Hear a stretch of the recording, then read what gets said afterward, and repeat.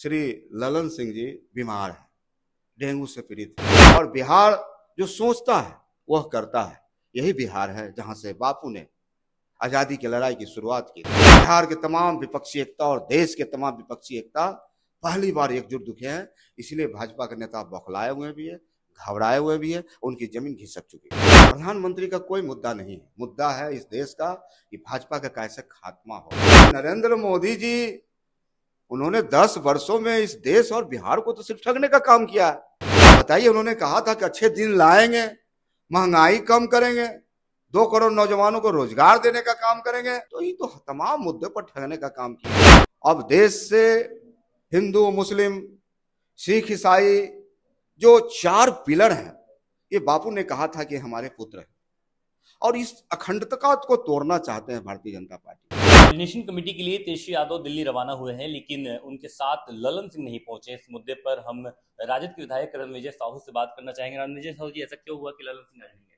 देखिए, आपके ही टीवी और मीडिया के माध्यम से मुझे पता चला है कि माननीय राष्ट्रीय अध्यक्ष जी जदयू श्री ललन सिंह जी बीमार है, डेंगू से पीड़ित है, तो उनके जगह पर माननीय मंत्री संजय झा जी गए हैं। हमें नहीं लगता है कि हमारा जो विपक्षी एकता है, एनडीए का एकजुटता है, उस विचार में कोई कमी होने वाली। आपकी प्रतिद्वंदी जितनी पार्टी हैं वो कह रहे हैं कि नीतीश कुमार का प्रधानमंत्री नरेंद्र मोदी से मुलाकात करना, फिर ललन सिंह का ना जाना, ये बात बता रहा है कहीं ना कहीं जदयू आपसे पृथक होना चाहती है फिर से। देखिए, मुद्दा देश में एक ही है कि संविधान की रक्षा हम कैसे करें, लोकतंत्र की रक्षा कैसे करें। जिस प्रकार से देश को निजीकरण की ओर धकेला जा रहा है, आरक्षण खात्मे की काम की जा रही है, तो हमें लगता है कि इन मुद्दों पर जनता ने मूड बनाया है। और 2024 नजदीक है, और बिहार जो सोचता है वह करता है।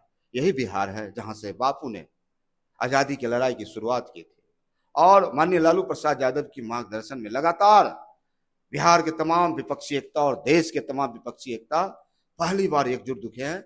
इसलिए भाजपा के नेता बौखलाए हुए भी है, घबराए हुए भी है, उनकी जमीन खिसक चुकी है। विधायक जी, आप बोल रहे हैं, लेकिन जहां कोऑर्डिनेशन कमेटी की बैठक भी अभी नहीं हुई है, वहां लेसी सिंह का मानना है, जदयू कोटे से मंत्री हैं, उनका मानना है कि प्रधानमंत्री नीतीश कुमार को ही बनना चाहिए। देखिए, लोगों की अपनी अपनी अभिव्यक्ति है, इस लोकतंत्र में आजादी है, लेकिन इस देश का एकजुटता और देश के अखंडता को कैसे बचाया जाए, इसके लिए इंडिया का निर्माण हुआ है। इसलिए प्रधानमंत्री का कोई मुद्दा नहीं है, मुद्दा है इस देश का कि भाजपा का कैसे खात्मा हो। इसके लिए लगातार हमारे नेता प्रयास कर रहे हैं, और इन विचार में कहीं भिन्नता नहीं है।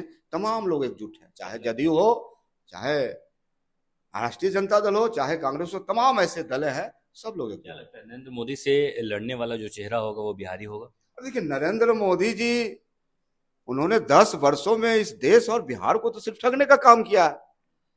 आप बताइए, उन्होंने कहा था कि अच्छे दिन लाएंगे, महंगाई कम करेंगे, 2 करोड़ नौजवानों को रोजगार देने का काम करेंगे, किसानों को आय दुगुना करेंगे, प्रत्येक सांसद 2-2 गांव को गोद लेने का काम करेंगे, बिहार को स्पेशल कैटेगरी का दर्जा देंगे, स्पेशल पैकेज देंगे, दरभंगा में एम्स खोलने का काम करेंगे। तो ये तो तमाम मुद्दे पर ठगने का काम किए हैं।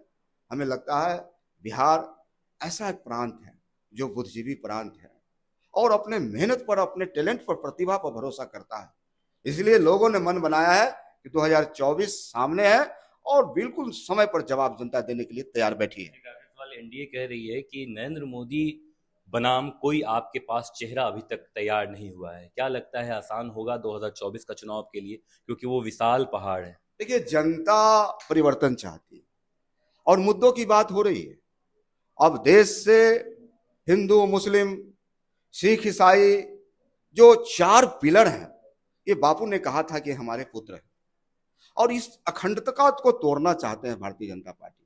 और आज भी लगातार गुमराह करके, कभी हिंदू मुस्लिम के नाम पर, कभी मंदिर मस्जिद के नाम पर, कभी हिंदुस्तान पाकिस्तान के नाम पर उन्माद फैला के, इन्हीं मुद्दों पर उन्होंने राजनीति करने का काम किया। इसलिए लोगों ने तय किया है कि फांसीवादी ताकतों को, जो ऐसी ताकतें देश और बिहार में काम कर रही हैं, और 2024 के लोकतंत्र के महापर्व में तमाम ऐसे भाजपा और एनडीए के नेताओं को खदेड़ना और देश को बचाना, बिहार को बचाना। हमारे साथ रणविजय साउथ है, उनका साफ कहना है कि कोऑर्डिनेशन कमेटी की जो बैठक हो रही है उसमें सब कुछ सही है। लगातार एनडीए उन्हें तोड़ने की कोशिश कर रही है, लेकिन ये कोशिशें नाकाम साबित होगी।